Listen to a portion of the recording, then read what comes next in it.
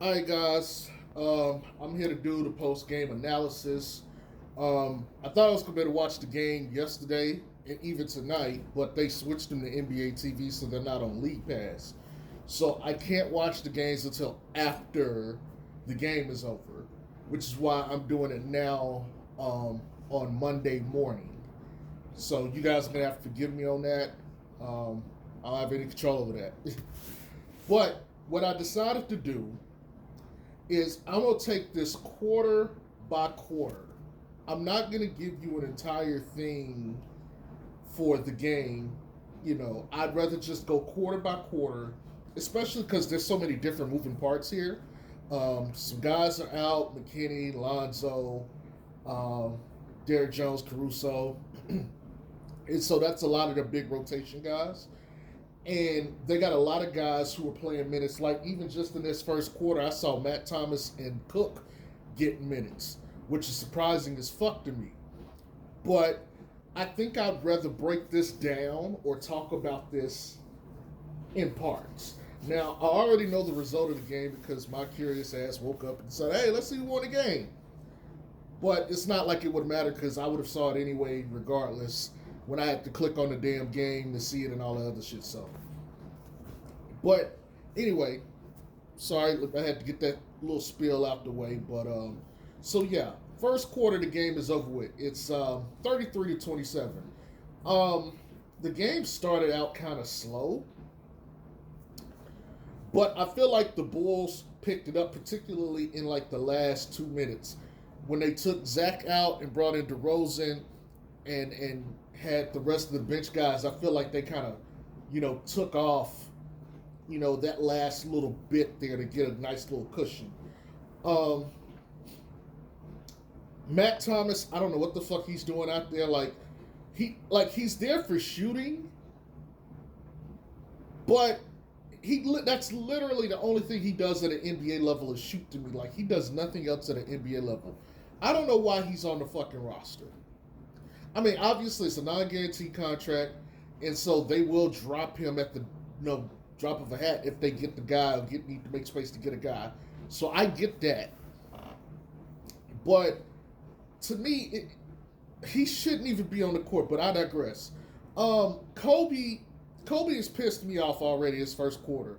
I've seen him look off people. I've seen him not even like he has no court vision, no court awareness.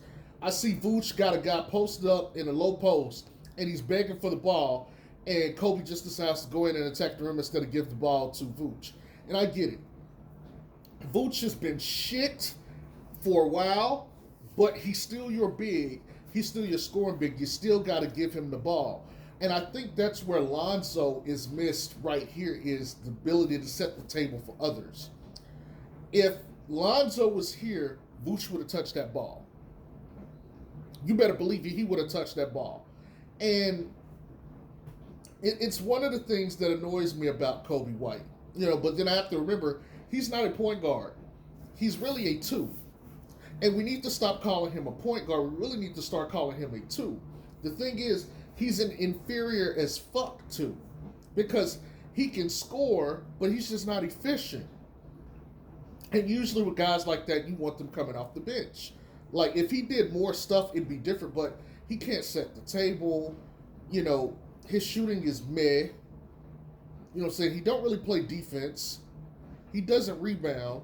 He doesn't set up. He just doesn't do any of the stuff you would want him to do. And I was wondering why Chicago fans were kind of fed up with Kobe last year. Now I start to see why. He really doesn't do any of the things that you would want from a point guard, nor does he score at the efficiency of a two guard. But it is what it is. Now the funny thing is, Ayo comes into the game. Ayo is playing defense. Ayo gets two easy buckets, and it's just like, wow. The difference between Ayo and Kobe is night and day. See, if Ayo, if he's not scoring, he can play defense. And I'm not saying he can set the table, but he has more court vision than Kobe. It's clear as day. He can see the things, even if he's not like as advanced as Caruso and Lonzo, he can see the game. And so because he can see the game, he can set up other guys on the team to get easier looks. But Kobe just doesn't do that. But this is why I'm like, look, we got to get rid of Kobe. But the thing that I fear is if I see this shit, other GMs and other places are going to see this shit. And so they may not want Kobe like that either. Which means, so much for getting like a huge haul for him. Like, if anything, Kobe probably should have been traded at the deadline last year. In all actuality. And I'm sorry, I got my dishwasher going in the background, people. If you hear it, I apologize about that. But outside of that, I mean, Zach looks good. Vooch looks good. DeRozan, I mean, defensively, they aight. They aight so far. Troy Brown has been okay to me. Like I said, I'm not very high on him. I know there's a lot of people online that have their opinions on him. I'm not very high on him. I don't know why he tried to take that guy off the dribble, but whatever. Tyler Cook, to me, I'm not sure how to feel about him. Some games I feel like he's really good, and in some games I'm like, he leaves something to be desired. He's definitely better than Alizé, and honestly, I think the Alfonso McKinney signing was more for Tyler Cook. I think they plan to keep Tyler Cook, now that I look at it, longer term than they do for Alizé Johnson. They said they're going to give Alizé a chance to go find another team. And I think a lot of us miss this because we're just like, oh, it's Tyler Cook. But Tyler Cook has been pretty, impactful when he's come in. He's at least made them switchable. He's allowed their small ball lineups to work to some degree. I kind of like him. I'm still on the fence, but I kind of like what he does because I feel like at least, like he even went to the post and did a post move. I can't tell you if I've ever seen Alizé do that. Okay? And I don't like Alizé on the perimeter as much as I like Tyler Cook. And so it's an interesting little dynamic.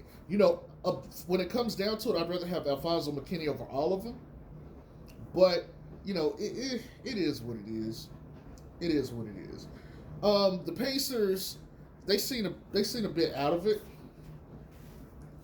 I thought it was funny that as soon as they brought in Matt Thomas, they scored like 5 straight points, and I'm like, oh shit, here we go.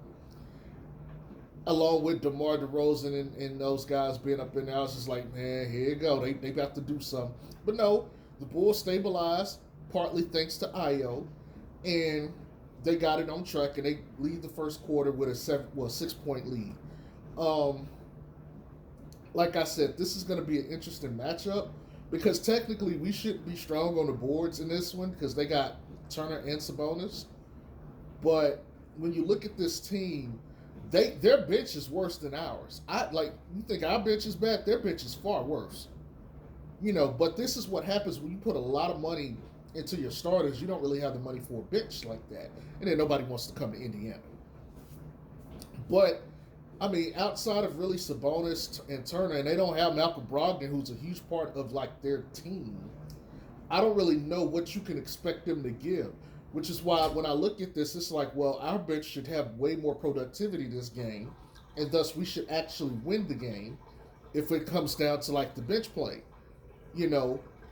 But we'll see what happens. Anyways, that's it for the first part of this. I'm not sure when I'll upload this, but I might upload it while watching the second. I might wait till the first half is completely done and upload this one and the second one, but I'll see y'all on the next one. Peace.